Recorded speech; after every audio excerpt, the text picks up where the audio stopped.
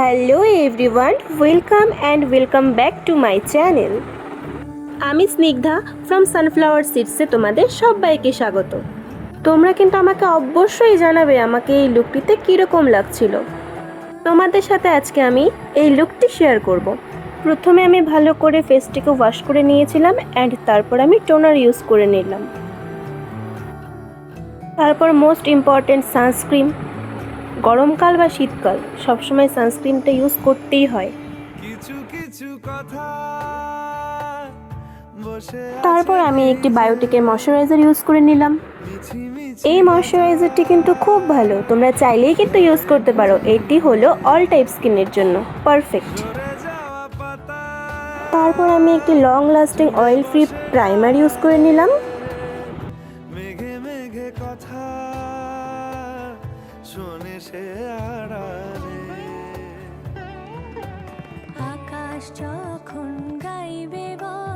তারপর পক্সের দরুন আমার ফেসে কিছু স্পট রয়ে গেছে, সেগুলিকে আমি কারেকশন করে নিচ্ছিলাম।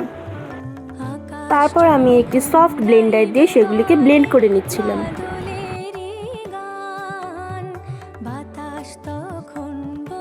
তারপর আমি আমার ফেসে পিএসসির একটি ফাউন্ডেশন অ্যাপ্লাই করে নিলাম।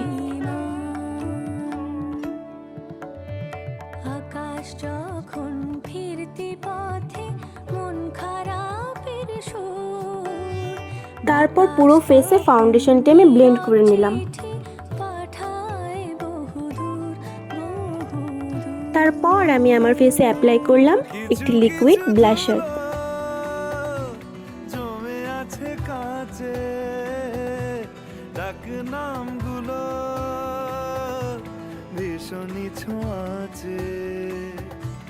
মরে যাওয়া জমি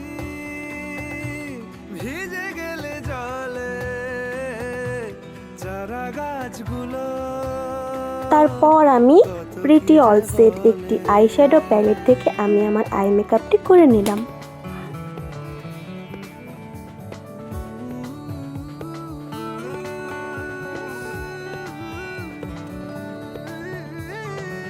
তারপর আমি টুক করে একটু কাজল পরে নিলাম।